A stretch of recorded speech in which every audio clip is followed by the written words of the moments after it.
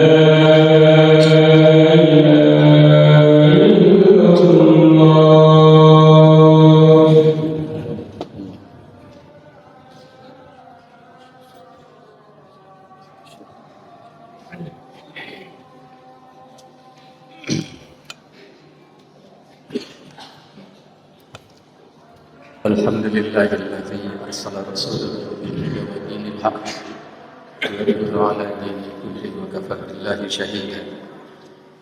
Asyhadu anna Muhammadan abduhu wa rasuluhu alladzi la nabiyya ba'dahu. Allahumma shalli wa sallim 'ala nabiyyina Muhammadin sallallahu alaihi wasallam wa 'ala alihi wa sahbihi ajma'in. Ittaqullaha haqqa tuqatih wa la tamutunna illa wa antum muslimun. Syukur alhamdulillah kita panjatkan kepada Allah Subhanahu wa taala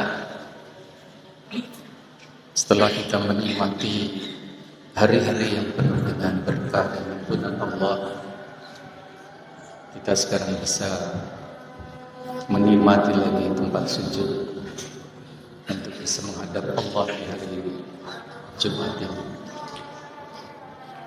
Salawat dan salam semoga senantiasa terlimpah pada Nabi besar Muhammad sallallahu alaihi wasallam yang telah mengajarkan kita semuanya untuk hidup menjadi orang baik dan bermanfaat bagi sesama. Karena itu tugas kita adalah memperjuangkan tegaknya kebaikan untuk kebermanfaatan bagi sesama. Hadirin, setelah melewati hari-hari di mana banyak di antara kaum muslimin yang mudik pulang, ada yang membawa sesuatu yang biasa-biasa saja, ada yang membawa kebahagiaan, ada yang membawa ridho orang tua. Yang ketiga inilah barangkali yang amat beruntung karena modal utama hidup seorang muslim bukan kerja keras, bukan dengan ilmu yang banyak, bukan dengan keterampilan, tapi dengan ridho Allah Subhanahu wa taala. IQ kita tinggi, pengetahuan luas, keterampilan mumpuni. Kalau Allah tidak ridho, tidak berkah hidup ini. Bukan hanya tidak berkah, barangkali akan tersesat di akhirat. Dengan ridho Allah, insya Allah kita akan berkah. Dan ridho Allah ini tergantung ridho orang tua, kata Nabi. Ridho Allah fi ridho walidain, sukhtullah fi sukhtul walidain. Ridho Allah tergantung ridho orang tua, dan benci Allah tergantung benci orang tua. Ketika orang tua menyampaikan keriduan kepada Allah di keheningan malam, insya Allah jaminan keselamatan, keberkahan bagi anak-anak. Tapi ketika ada tetesan air mata penyesalan dari orang tua yang netes di atas sajadah, mengadukan luka hatinya dari anak-anaknya, itu adalah petaka buruk bagi anak-anak itu. Terlebih apabila orang tua meninggal dengan membawa luka hati dari anak-anak, petaka besar bagi anak-anak itu. Boleh jadi surga tertutup bagi anak-anak yang durhaka itu. Karena surga itu simbol keriduan Allah, dan ridho Allah tadi tergantung ridho orang tua. Karena itu berbahagia kita semuanya yang pulang membawa ridho Allah Subhanahu wa taala. Yang kedua, sekarang masih ada kesempatan bonus dari Allah. Man shoma Ramadan imanan wa ihtisaban. Barang siapa yang saum di bulan Ramadan dengan iman, dengan penuh berharap ridha Allah, ghufira lahu ma taqaddama. Allah ampuni dosa-dosa yang lalu. Satu, kita insyaallah mendapatkan ampunan dari Allah. Kemudian disebutkan thumma atba'u sittah fi Syawal. Kemudian dilanjutkan saum 6 hari di bulan Syawal, kasaumid dahri, sama dengan saum sepanjang masa. Sepanjang masa diartikan dalam hadis lain juga adalah as-sana. Dimaksudkan 1 tahun ini. Ada yang menyebutkan 1 tahun sama dengan ibadat 1 tahun itu 30 kali 10, kemudian 6 kali 10 jadi 360. Kalau dilihat dari matan hadis yang lain, yang kuat itu pahala saum li, kata Allah untukku, wa ana ajzi bihi, dan aku yang akan memberikan pahala. Jadi tidak diketahui pahala Ramadan itu. Jangan dilipat gandakan 10. Yang berhubungan dengan saum di bulan Syawal itu dalam hadis yang disampaikan oleh Thauban disebutkan, man shoma sittah ayam ba'da fitri kana tamamas sanati minja, kana tamamas sanat. Ada kelanjutan manja bil hasanati falahu asyruha amsaluha. Itu sesuatu yang berbeda. Jadi mereka yang melakukan kebaikan baginya asyruha amsaluha, dilipat gandakan 10. Tapi kalimat yang pertama, barang siapa yang saum di bulan Syawal, artinya setelah Idul Fitri, maka disebutkan tamamah kana tamamassan, sama dengan ibadat saum dalam 1 tahun ini. Saum Ramadan tadi disebutkan, kita tidak tahu pahala karena Allah yang tahu. Li wa anna ajzi bihi. 6 hari di bulan Syawal, saum kita 6 hari di bulan Syawal, Allah berikan pahala sama dengan saum 1 tahun. Kalau dihitung, katakanlah kita Senin Kamis dalam 1 tahun terus menerus tidak berhenti, paling 56 kali 112 kali dalam satu tahun. Kalau Senin Kamis terus-terusan. Kalau saum Daud terus-terusan tidak henti dalam satu tahun, paling ditulis 180. Ini bonus bagi orang yang saum Ramadan. Allah berikan bonus 6 hari saum di bulan Syawal. Allah beri bonus sama dengan saum dalam satu tahun ini. Karena itu jangan sia-siakan bonus ini. Dan ini diberikan pada orang-orang yang saum di bulan Ramadan itu. Hadirin, bahagia apabila di bulan Ramadan ini bukan hanya meningkatkan keimanan, tapi juga meningkatkan amal saleh. Karena sukses seseorang itu bukan tergantung dari kerja keras, tapi di amal saleh. Ya. Barang siapa yang melakukan amal saleh, baik laki-laki maupun perempuan, Allah akan memberikan kehidupan yang terbaik. Kehidupan yang terbaik yang diberikan oleh Allah itu penuh berkah, segalanya tersedia dan sebagainya. Falanuhyiyannahu hayatan thayyibatan itu Allah berikan kehidupan yang terbaik itu bukan menurut pandangan manusia, tapi menurut pandangan Allah Subhanahu wa taala. Sedangkan kerja keras itu hanya untuk mengubah kesulitan jadi kemudahan. Inna ma'al usri yusran.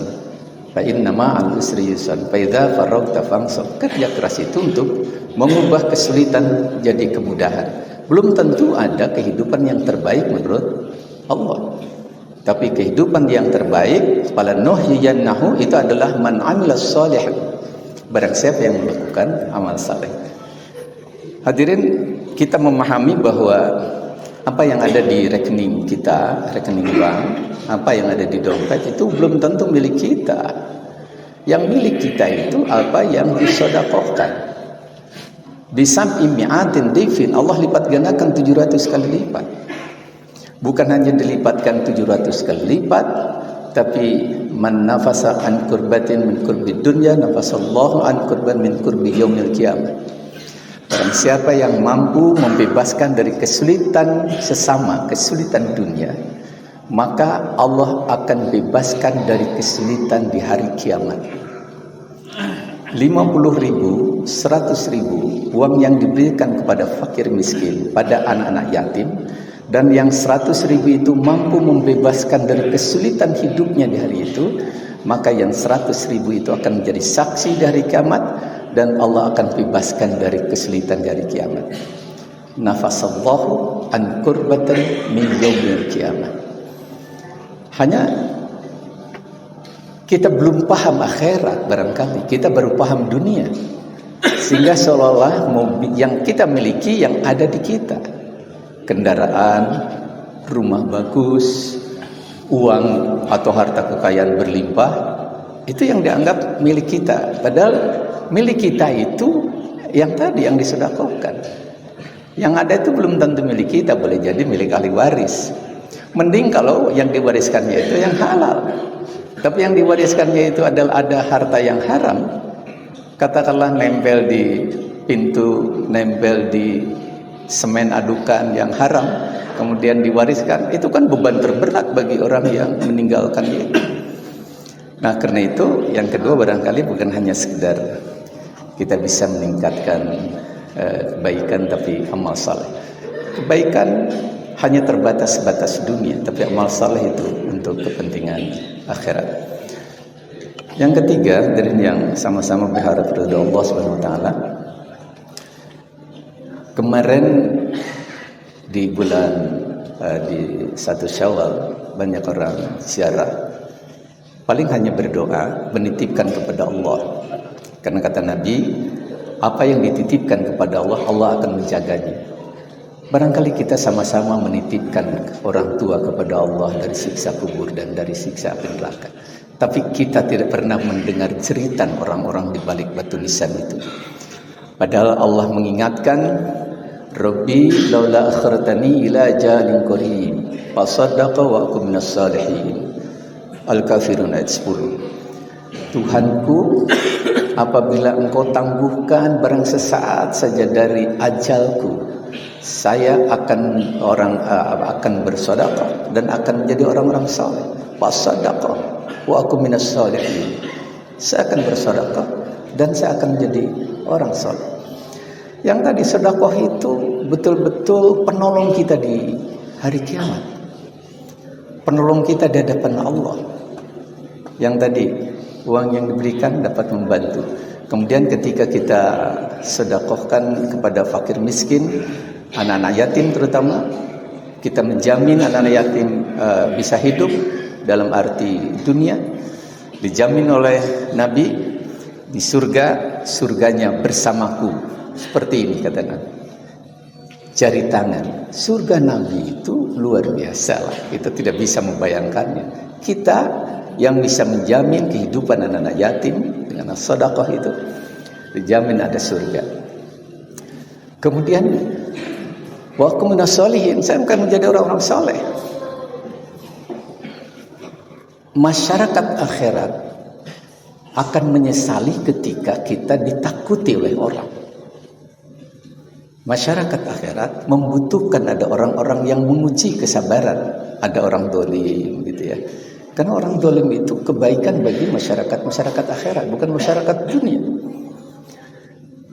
Sekarang ketika kita didolimi, disakiti, hak kita diambil, luar biasa marahnya. Marah itu kebodohan yang tak terhingga. Marah 3 jam, habis masa depan. Bisa jabatan hilang, bisa segalanya hilang. Jadi marah itu mahal sekali. Siapa yang selalu marah? Barangkali kita yang kurang paham akhirat. Kalau yang paham akhirat barangkali tidak akan terlalu banyak marah. Kita diwaksa untuk melakukan kebaikan. Itu bukan kewajiban menurut masyarakat akhirat. Kita melakukan kebaikan itu kebutuhan. Hanya menitipkan apa yang kita titipkan dari Allah kepada kita. Ketika ada orang yang mendolimi di dunia, betul-betul marah kita karena kita hidup dengan kepentingan. Di akhirat justru orang-orang itulah yang dibutuhkan karena pahala terbesar. Bayangkan dalam hadis Muslim disebutkan ini, man sarra yusrafa lahul bunyan wa turfa'u lahu darajat. Barang siapa yang ingin diberikan bangunan atau rumah di surga nanti dan ditingkatkan derajatnya, maka kata Nabi, falyafu amman dolama, maafkan orang-orang yang mendolimimu. Kemudian falyu'ti amman qata'ak, beri kepada orang-orang yang pernah aman harman, yang pernah menahan hak kita.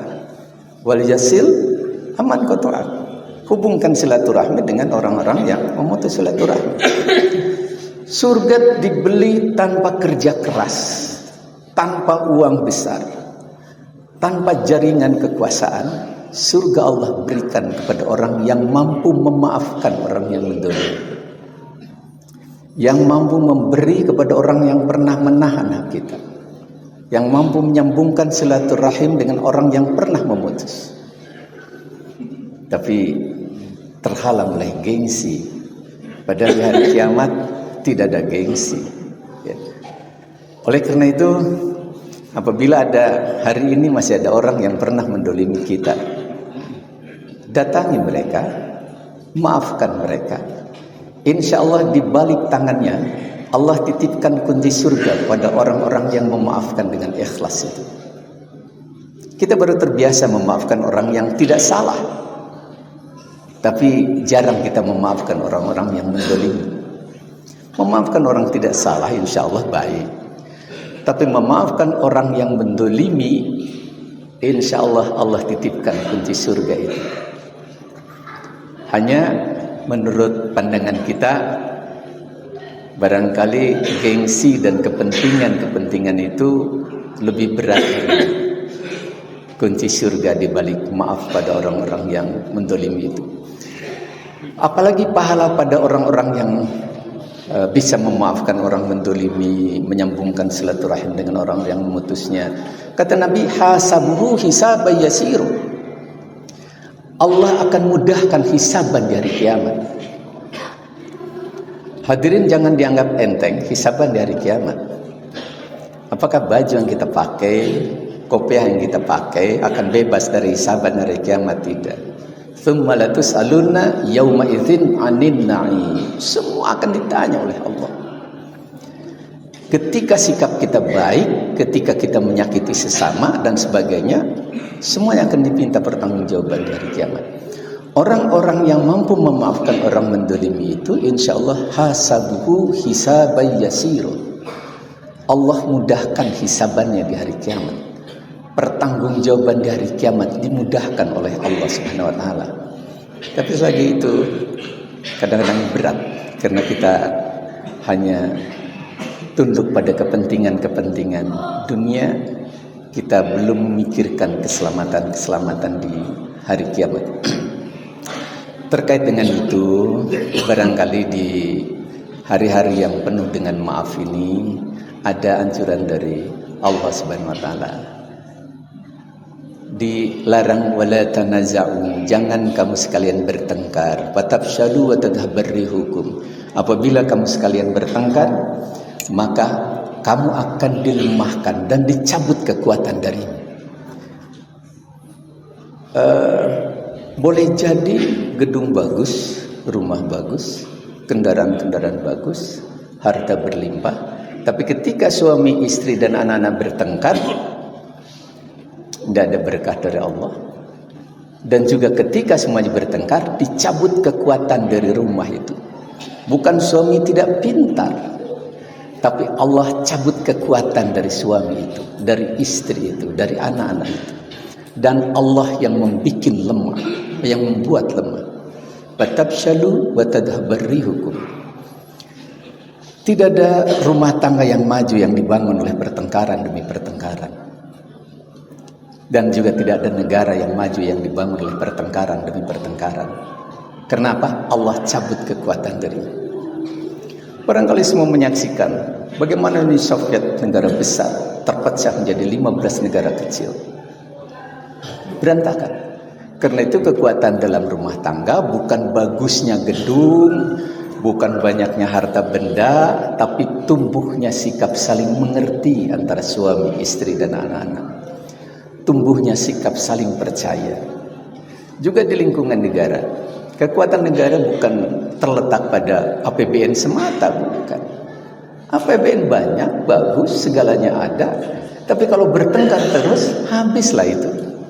Hasil-hasil pembangunan habis. Karena itu kekuatan dari suatu negara, dari lingkungan keluarga, tidak diukur dari simbol-simbol kemewahan. Tapi kekuatan, mengukur kekuatan rumah tangga, kekuatan negara, yaitu tumbuhnya sikap saling mengerti, saling percaya, saling mencintai. Kuncinya bisa saling mengerti, saling percaya adalah tumbuhnya sikap saling mencintai. Yang terakhir, dalam hadis Nabi menyebutkan, di hari kiamat ada sekelompok orang, dia bukan para nabi dan bukan syuhada. Tapi di hari kiamat disejajarkan dengan para nabi dan syuhada. Dan nabi-nabi sebelumku, kata Nabi, iri dengan mereka. Mereka bercahaya dan sumber cahaya. Ketika seluruh manusia panik di hari kiamat, mereka diberikan keceriaan, kebahagiaan. Dia tidak takut dari kiamat.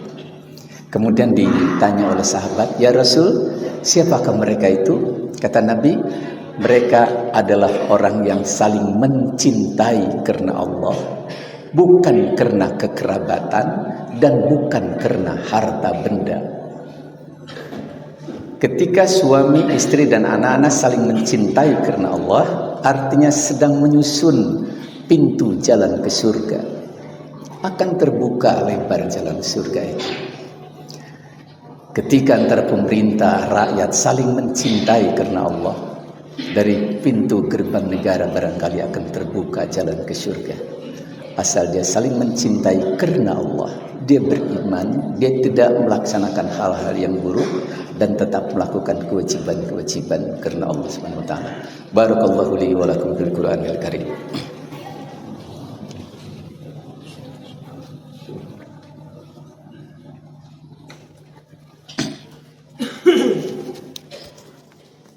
Alhamdulillah rabbil alamin wa bihi nasta'in wa ala umuri dunya waddin wa ala alihi washabbihi ajma'in.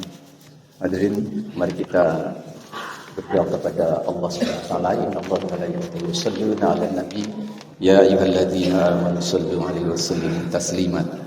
Allahumma ighfir lil muslimina wal muslimat wal mu'minina wal mu'minat al ahya'i minhum wal amwat innaka sami'un qaribun mujibud da'wat. Ya Allah, Engkau yang mendengar segala permohonan kami, Engkau yang mengetahui semua rahasia yang ada dalam hati kami.